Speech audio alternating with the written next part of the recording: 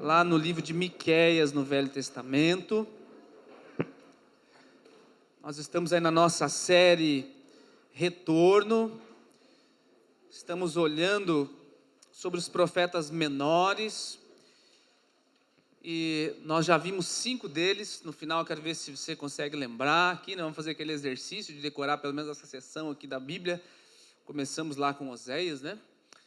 E hoje nós vamos ver Miqueias, o contexto para alguns de vocês que talvez estejam entrando agora dentro dessa série, você que está nos acompanhando aí pela internet. O contexto geral aqui é que o reino de Israel foi dividido em 2, agora existe um reino do norte, chamado Israel, e um reino do sul, chamado Judá. E em vários momentos os profetas aqui, os profetas menores, eles vão estar dirigindo às vezes palavras para o reino do norte, Israel, às vezes palavras para o reino do sul, e às vezes em 3 casos apenas ali, para outras nações aqui, Nínive, Jonas e Naum vai entregar uma mensagem ali para Nínive, e Obadias vai entregar uma mensagem para Edom, que é hoje os povos ali da Jordânia, aquele pessoal ali. E Miqueias está dentro desse contexto. De fato ele faz parte de um quarteto de profetas que viveram ao mesmo tempo, Isaías, Amós e Oséias, e aí entra Miqueias.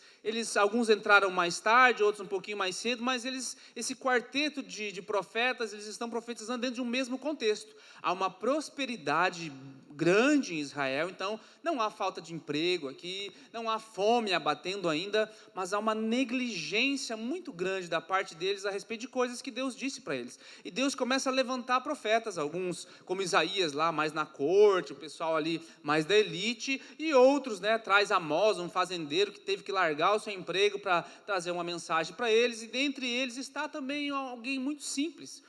Miqueias, não temos muita informação dele, a não ser o versículo 1, que ele era de uma cidade chamada Moresete, que ficava ali a cerca de 30 quilômetros de Jerusalém, mais ao sul, e é o que nós temos uma informação dele.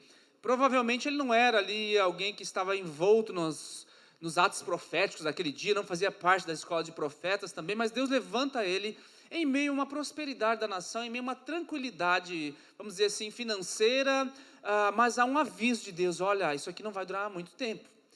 Vai haver uma nação que vai vir sobre Israel especificamente, e não vai ser muito bom, então vocês se voltem para mim. A gente vai ver que Deus levantou muitos profetas, temos visto que eles não ouviram.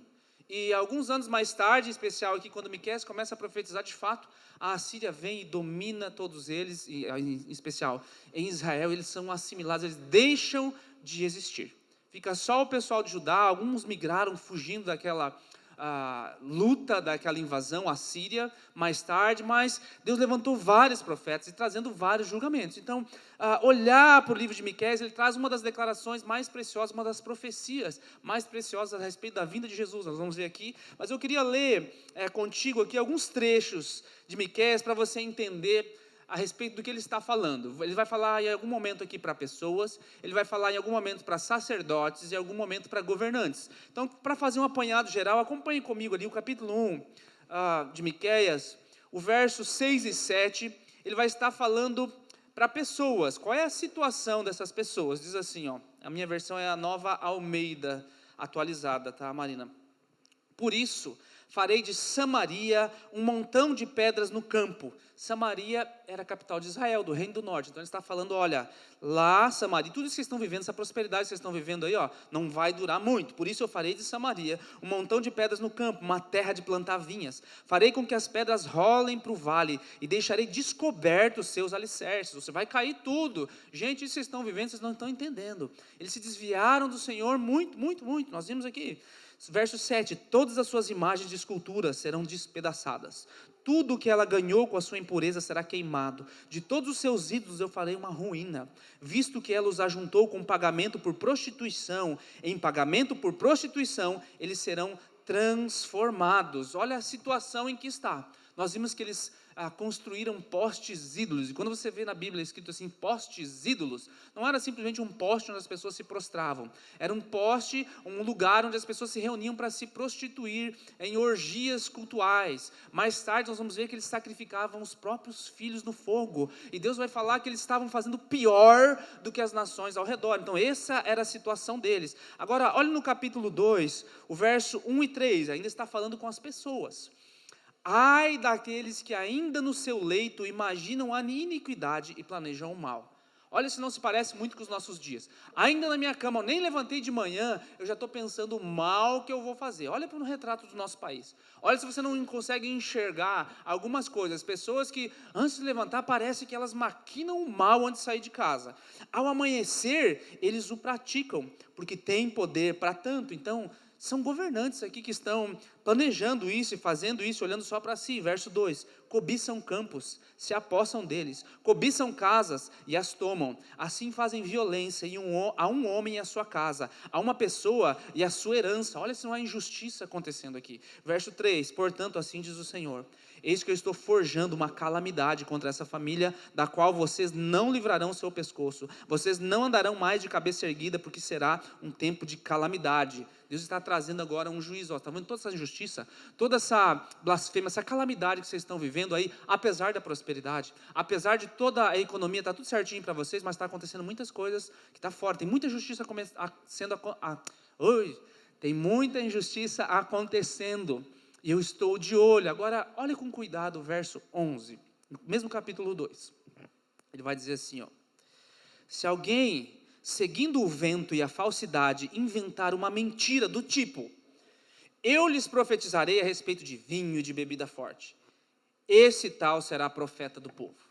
Ele está fazendo uma analogia, uma sátira, dizendo para eles assim, se alguém inventar uma mentira, falando assim, eu vou profetizar sobre coisas boas. Talvez fique um pouco confuso para você, eu trouxe uma paráfrase da Bíblia, A Mensagem, do Eugene Peterson, sobre esse mesmo versículo, e diz assim, põe lá para mim, mano. Se aparecesse alguém, é o mesmo texto agora mais parafraseando, né? Se aparecesse alguém com um belo sorriso e uma língua lisonjeira, disposto a mentir dia e noite, dizendo assim, vou pregar sermões que ensinam como receber qualquer coisa de Deus, mais dinheiro, o melhor vinho, o que quiserem, vocês o contratariam no ato como pregador. Pense se os nossos dias não acontece isso, querido. Essa semana eu estava pesquisando algumas coisas e eu vi um artigo da Church Leaders. E eles fizeram um levantamento quais foram as pregações mais assistidas no último ano, 2021. Quais foram as pregações mais assistidas na internet, nos Estados Unidos, né?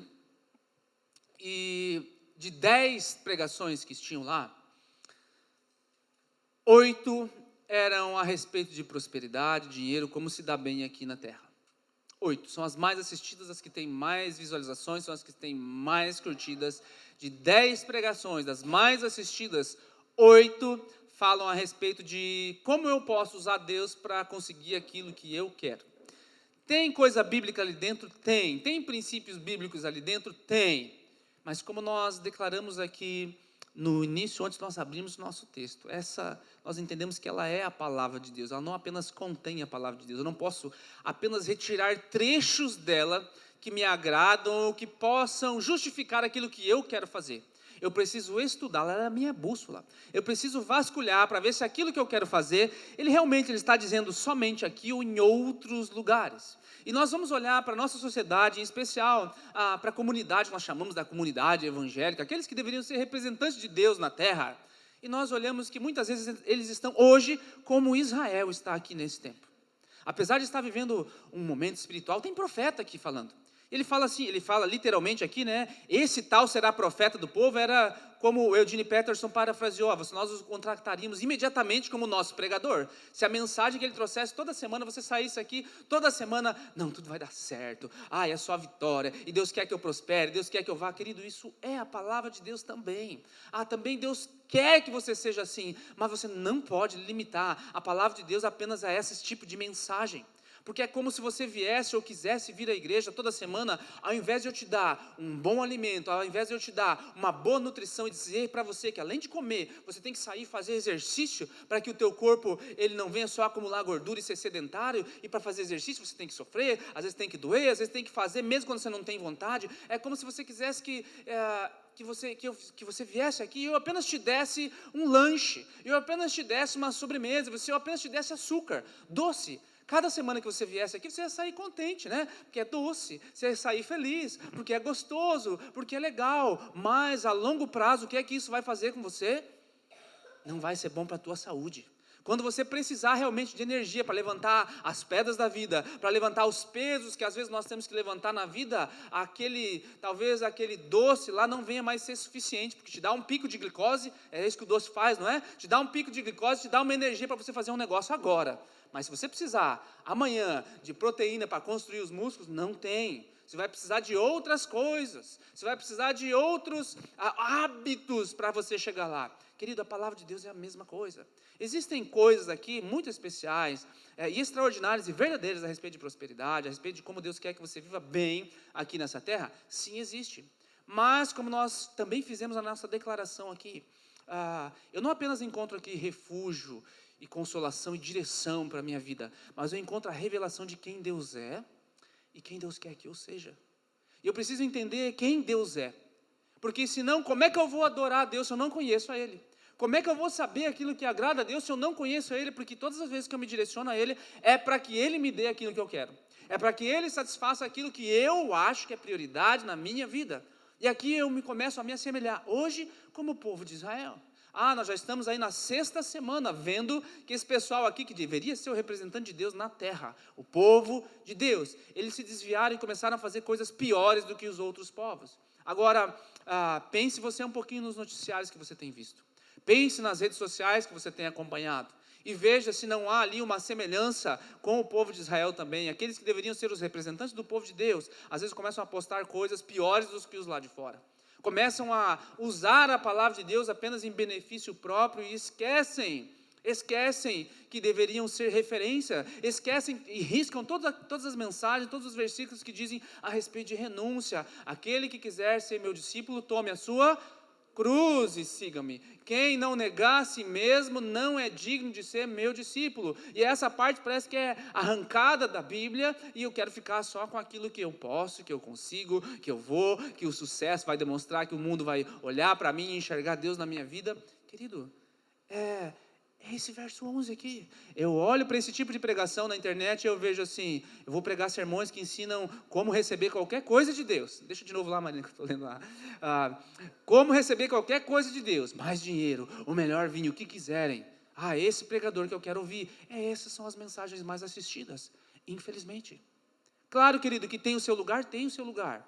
As pessoas precisam ouvir da bondade de Deus, precisam ouvir do amor de Deus. Mas aqueles que apenas pregam isso, dizendo assim, o povo já sofre muito, eles precisam de uma mensagem de consolo. As pessoas já têm uma vida sofrida, então elas precisam dar uma mensagem de consolo. Meu querido, se você separar um tempo da tua vida para ler apenas alguns capítulos do livro de Atos dos Apóstolos, você depois venha conversar comigo a respeito do que é ser cristão e sofrer, comparado aos dias de hoje. Sabe, quando você olha para a vida dos cristãos, os primeiros cristãos, lá em Atos dos Apóstolos, e olha para os cristãos de hoje, a respeito de sofrimento, a respeito de perseguição, a respeito de perder coisas, a respeito de ser afastado da sua família, a respeito de ser tirado do meio dos seus amados e lançado no meio da arena onde todo mundo aplaude, está querendo ver o seu corpo ser dilacerado por leões, por feras, ser queimado vivo, servir de tocha para iluminar o jardim do presidente, enfim, que era Nero na época. Aí você vem conversar a respeito de que o povo sofre, eles precisam de uma palavra de consolação. Aí você pega as cartas de Paulo escrevendo para esse povo, e aí nós começamos a olhar, será que nós não estamos olhando para esse Miqueias 2, capítulo 11, e caindo nesse engodo? Muitos vão cair. Meu amado, nós estamos vivendo no tempo dos falsos mestres, falsos profetas.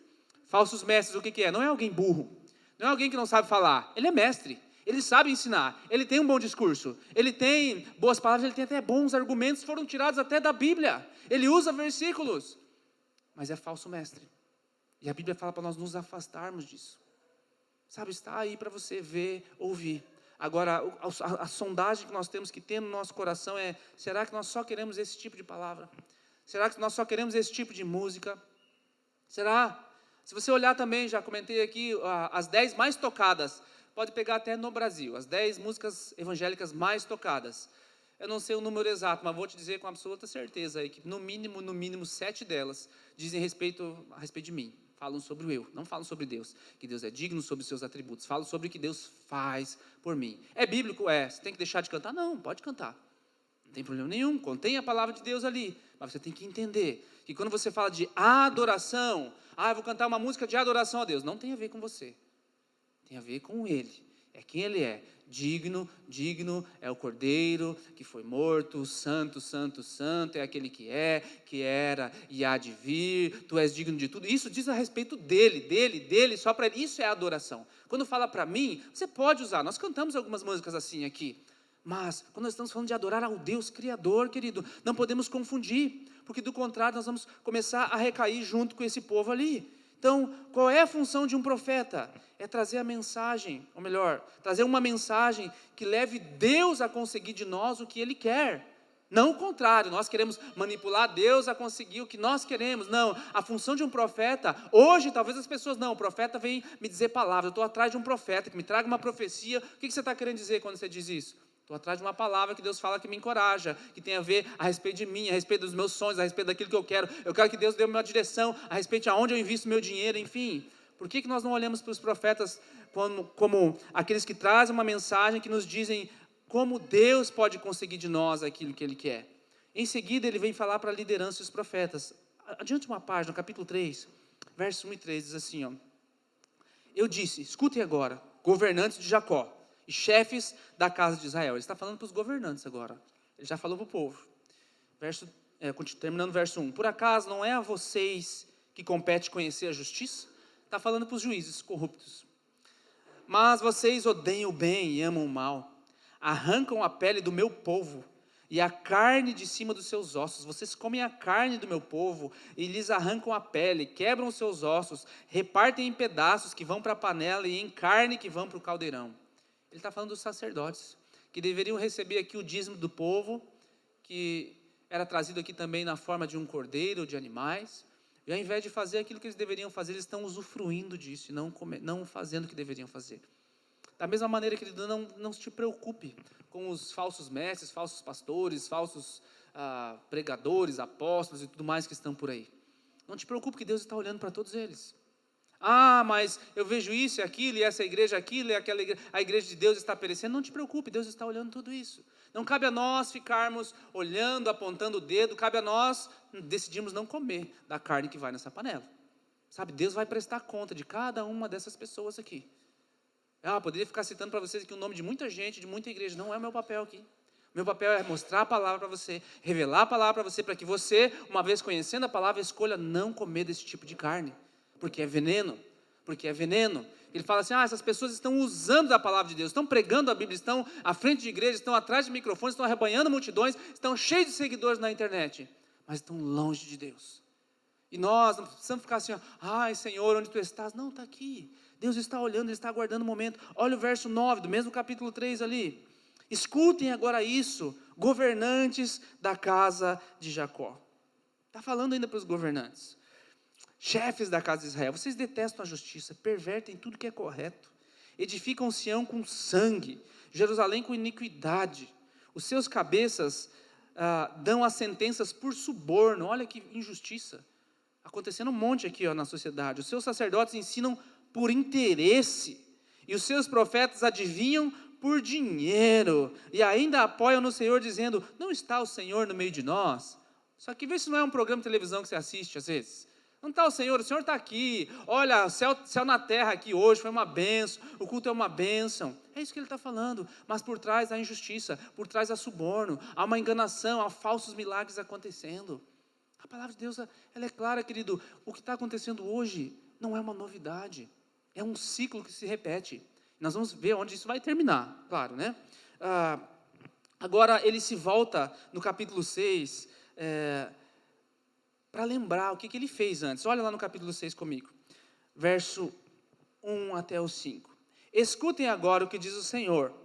Levante-se, defenda a sua casa diante dos montes, e que as colinas ouçam a sua voz.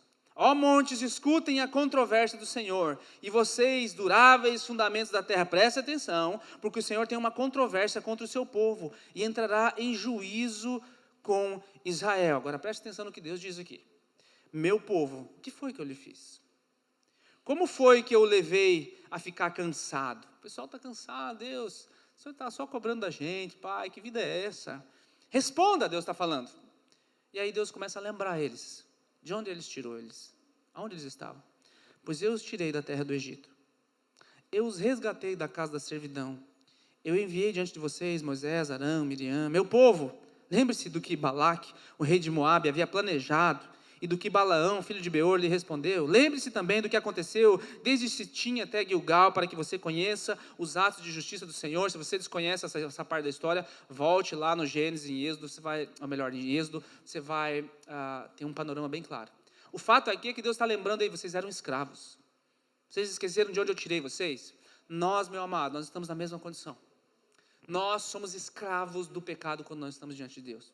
O mundo diz assim, você não deve ir à igreja, você não deve se envolver em um casamento sério, porque isso vai te prender, isso vai reter a tua liberdade. Você não vai fazer aquilo que você quer. Mas, de fato, se você fizer aquilo que você quer, tudo aquilo que o teu coração quiser fazer, todas as permissividades, todos os pensamentos de prostituição, de droga, de vício, de aquilo que der na tua telha, se você fizer exatamente aquilo que o teu coração mandar, você vive numa escravidão eterna, plena e insatisfatória. Isso é mais do que provado. Nós vemos que todos os seres humanos, principalmente aqueles que conseguiram atingir praticamente o alvo de todas as coisas que eles traçaram para a sua própria vida, quando chega lá no auge, todos eles estão ou numa depressão profunda, ou no entendimento de que nada disso aqui presta, nada disso aqui vale. A maior declaração de todos é de Salomão, um dos homens mais ricos da terra, um dos homens que teve mais mulheres na terra, que teve mais fama, mais reconhecimento. As pessoas vinham diante dele reconhecer a sabedoria de Salomão. Ele começou bem diante de Deus, pedindo sabedoria, mas nós vimos que ele foi se desviando aos poucos, a ponto de se envolver com outros ídolos, de permitir que as suas mulheres, as suas concubinas construíssem templos de prostituição, do lado do templo de Deus, que ele tinha sido usado para construir. Seu pai teve um sonho, Davi, e ele foi usado para construir. E nós vimos que no momento da vida dele, ele diz assim, vaidade. Tudo isso aqui é vaidade. E ele chega a uma conclusão, que os filósofos também chegam até hoje, não há nada de novo debaixo do céu. Quem está falando isso aqui é alguém que viveu tudo, viveu o máximo das mulheres, viveu o máximo do dinheiro, da fama, do reconhecimento. Ele diz assim, não há nada novo debaixo do céu. O que ele está querendo dizer? Lá atrás na história, o ciclo se repete. Hoje, no presente, o ciclo se repete. Lá no futuro, vai se repetir do mesmo jeito. Então, o ser humano, querido, sem Deus, ele se torna um escravo do pecado. Agora, nós precisamos escolher qual Senhor nós queremos servir. Você quer servir o mundo, aonde a palavra diz quem é o príncipe, do mundo? Ou você quer servir o Senhor? Aquele príncipe lá, ele suga, mata, rouba, destrói, não está nem aí com você, que é um destino terrível e eterno para você. Agora, esse rei eterno, ele diz para você que você precisa renunciar a algumas coisas. Ele diz para você que você precisa escolher e decidir. Decidir, está sobre as tuas mãos. Você precisa decidir se você quer trilhar esse caminho dele. E ao decidir trilhar esse caminho dele, querido, tem muita coisa boa, tem muitas promessas, mas ele não quer que você venha diante dele só por causa daquilo que ele tem, só por causa do dinheiro na conta que ele pode colocar sobre você. Ele não deseja que você seja atraído por essas coisas. Ele também não deseja que você seja atraído por medo de não ir para um lugar terrível, para o inferno, medo de ser retaliado por Deus. Ele não quer isso. Ele deseja que você seja atraído como um filho é atraído por um pai. Não importa quanto dinheiro teu pai tenha, não importa quantas posses ou quantos benefícios o teu pai e a tua mãe pode te dar. Por que você retorna para eles? Porque você os ama. Você quer eles para perto de você. Se eles puderem te ajudar, que bênção, maravilha, vá lá, usufrui da casa do pai, dos benefícios que tem lá na casa do pai, da piscina do pai, de tudo que o pai tem. Mas se o pai não tiver nada disso, o que você faz? Mesmo assim você traz o pai para casa e você faz de tudo para que o teu pai usufrua daquilo que você tem. Esse é o sentimento que Deus quer que você tenha por Ele, querido. É um sentimento de, tu és o meu pai, eu quero me relacionar contigo. Eu quero estar perto de ti, Senhor. Não por aquilo que o Senhor pode me dar, mas pelo que o Senhor é. Por isso que você precisa conhecer a Bíblia, não como apenas aquilo que contém a palavra de Deus, mas é a revelação de quem Deus é. E se você olhar só para essa parte, você fica assustado. Nossa, Deus é pesado. Deus é, nossa, mão de ferro. Calma, nós vamos terminar de ler o livro. Você tem que ler até o final. Não tire conclusões precipitadas. Vamos ver o final do filme, tá? Como é que eles respondem agora à acusação? Vamos continuar ali. Versos 6 e 7 agora do capítulo 6. Nós paramos ali, tá? Olha lá. Deus falando ainda. Com que me apresentarei ao Senhor e me inclinarei diante do Deus excelso? Ou melhor, perdão, é o povo dizendo para Deus. Com que me apresentarei ao Senhor e me inclinarei diante do Deus excelso? Virei diante dele com holocaustos e com bezerros de 1 ano? É uma pergunta que eles estão fazendo. Como é que eu vou me apresentar diante de Deus? Com sacrifício? Deus quer sacrifício, então eu tenho que pegar. O bezerro de 1 ano é o melhor, né? Recém-nasceu, é um investimento, é o dinheiro que eu acabei de ganhar. É o negócio que deu certo. É assim que eu vou vir diante de Deus. Vou tirar aqui a minha oferta. Olha o verso 7. Será que o Senhor se agrada com milhares de carneiros, com 10.000 ribeiros de azeite? Darei meu primogênito pela minha transgressão. Ou seja, eu vou pagar o meu pecado. Eu vou dar o melhor do meu rebanho. Eu vou tirar o melhor do meu salário. E com isso aqui vai apagar o meu pecado. É isso que eles estão falando, tá? O fruto do meu corpo pelo pecado da minha alma. Olha a resposta, gente. Depois de que Deus falou que ia acontecer. Olha a resposta do povo. O que eu vou fazer então, Senhor? Olha como eles enxergam Deus. Como um louco. O que ele quer? Ele quer muito sacrifício para aplacar a ira dele. Ele quer o meu dinheiro.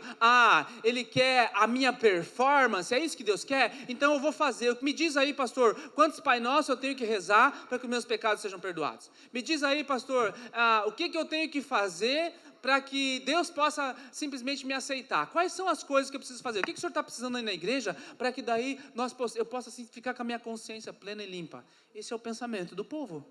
Agora, veja se não é o pensamento de muitas pessoas hoje. O que eu preciso fazer para eu merecer um lugar ao céu? E se você conhece a palavra de Deus, de fato, você já ouviu falar muitas vezes aqui. Isso é o evangelho puro. Você não pode fazer nada para garantir o teu lugar no céu.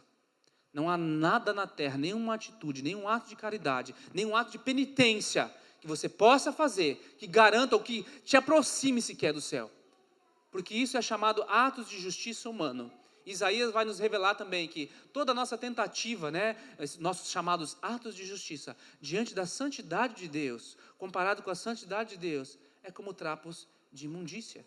E o termo trapos de imundícia é um termo forte aqui na Bíblia, porque eram os panos que as mulheres usavam no tempo do seu período menstrual.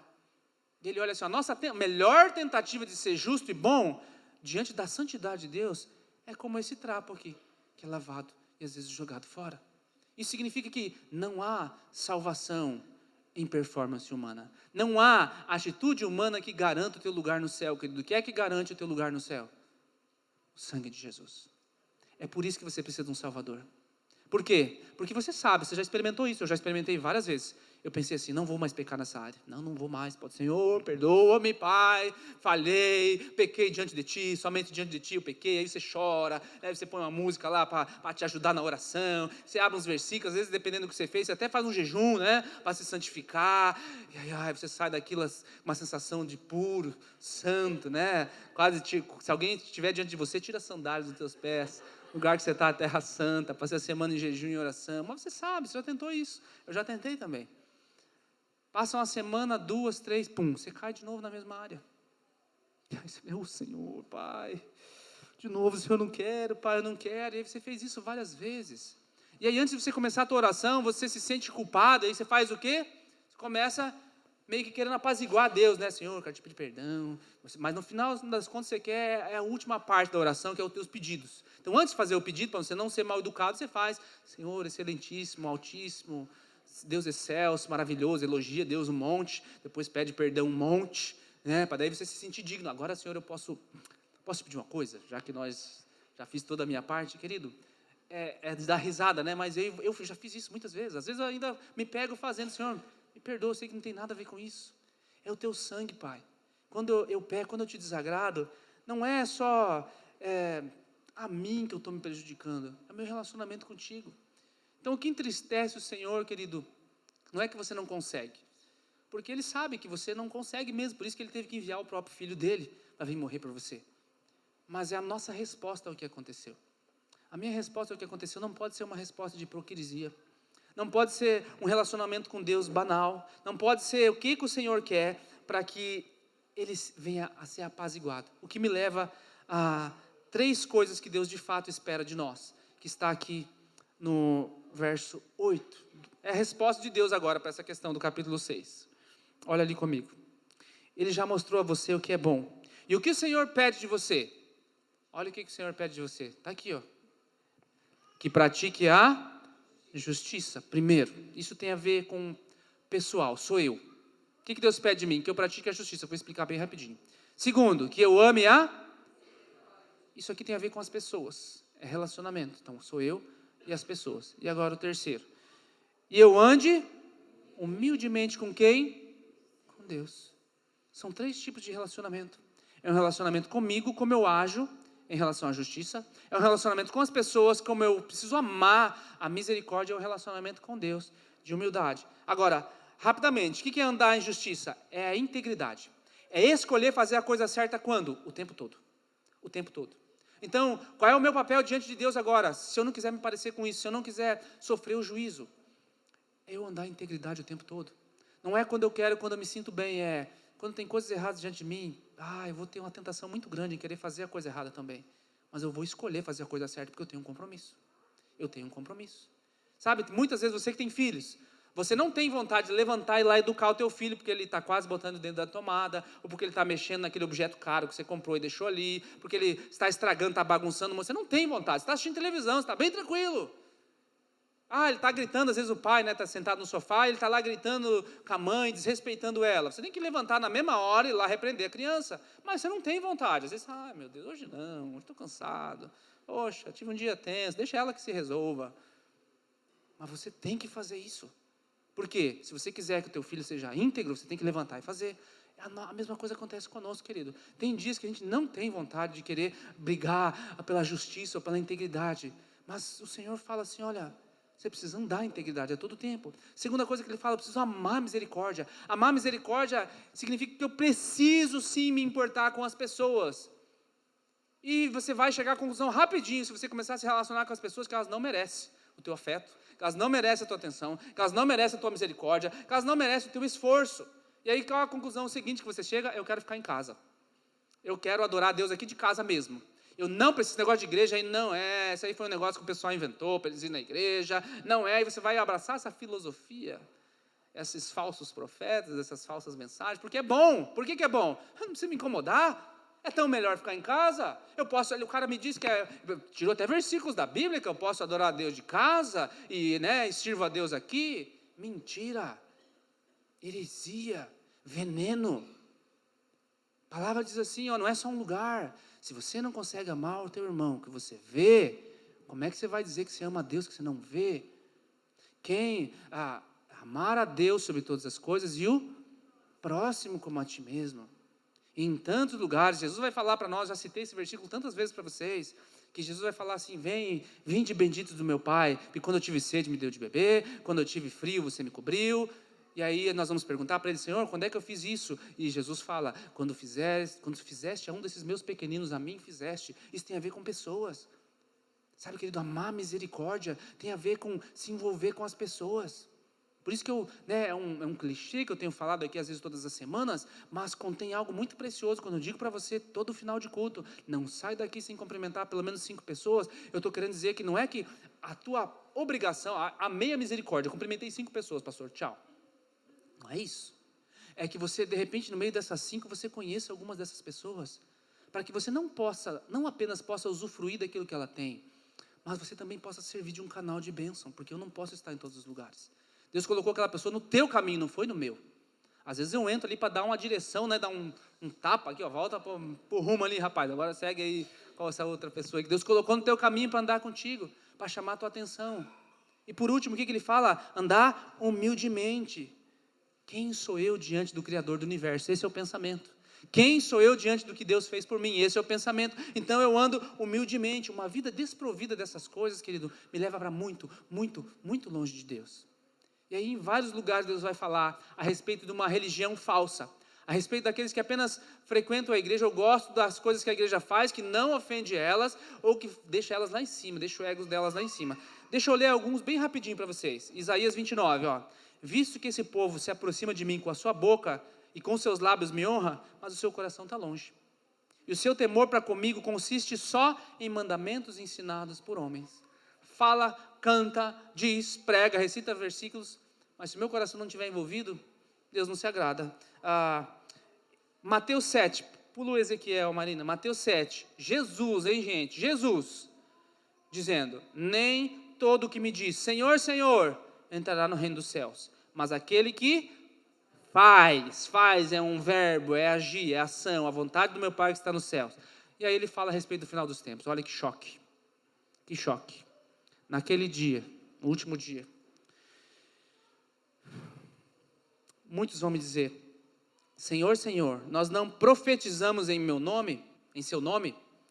Profetas, pessoas que supostamente estão dizendo a palavra de Deus, falando com Deus. Nós não profetizamos o teu nome?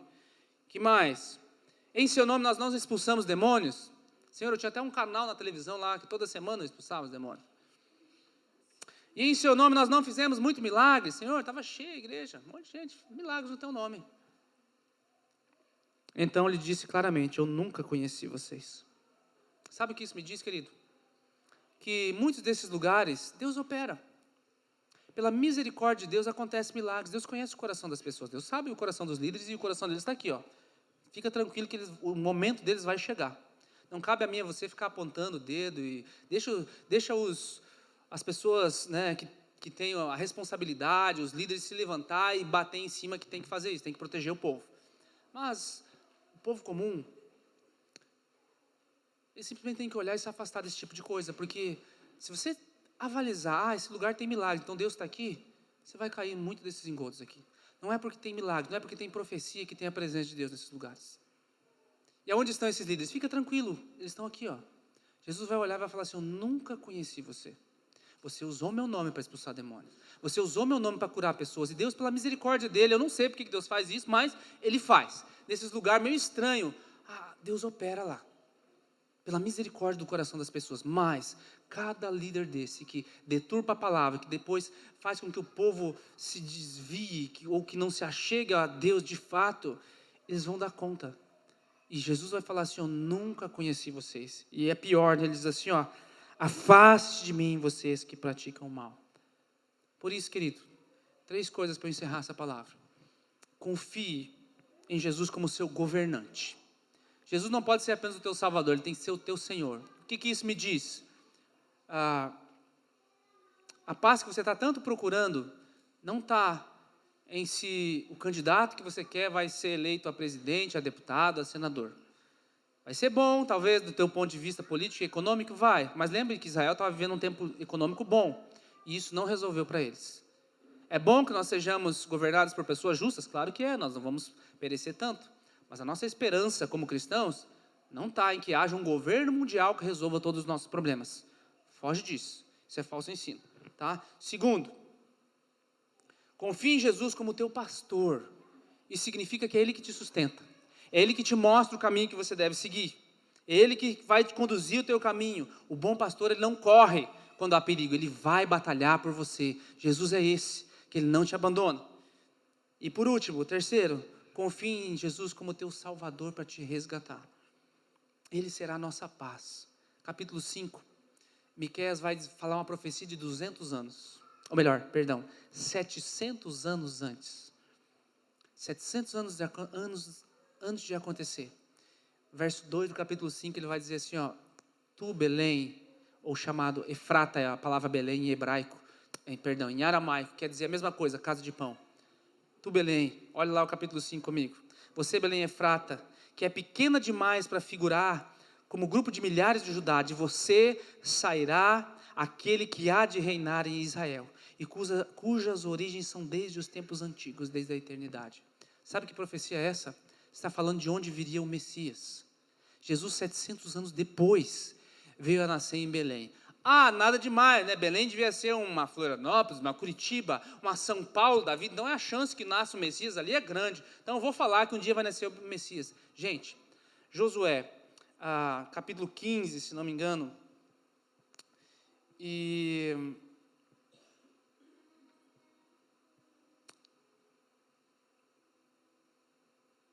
Esqueci aqui o outro onde está. Mas vai estar uma relação de cidades de Judá. E nesses dois textos que tem a relação de cidades que tinha em Judá, não tem Belém. Sabe por que não tem Belém? Não é porque não existia, já existia. Mas era tão pequena, tão pequena, tão pequena, que nem cabia no censo. Então quando Miqueias fala assim, tu Belém, é tão pequenininha, daqui desse lugar ínfimo, tão pequenininho vai sair o Messias. 700 anos depois, José morava, não era tão pertinho dali. Maria estava grávida. E Deus, na sua infinita misericórdia, no seu infinito poder, Ele toca no coração de um governante e fala assim, faz muitos anos que não faz um censo, vou fazer um censo. Todo mundo é obrigado a voltar ao seu lugar de origem.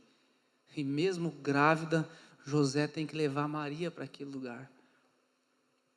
E aí, por uma coincidência dos céus, a menor das cidades, cumpre uma profecia de 700 anos. Sabe o que isso quer dizer, querido? Que tudo aquilo que acontece na tua vida não foge aos olhos de Deus. Não importa se você está num lugar pequeno que ninguém te vê. Não importa se você não tem um cargo importante. Não importa se ninguém ainda te reconheceu, ninguém te viu. Os olhos do Criador, eles estão sobre todos os lugares. E o que Ele falou que vai acontecer sobre a tua vida, vai acontecer. Se coloque de pé, por favor. Eu quero terminar essa palavra com o final da história, para que você não olhe apenas para Miqueias como aquele julgador. Olha o que Deus faz. Olha como Deus termina. Os olhos de Deus estão sobre você.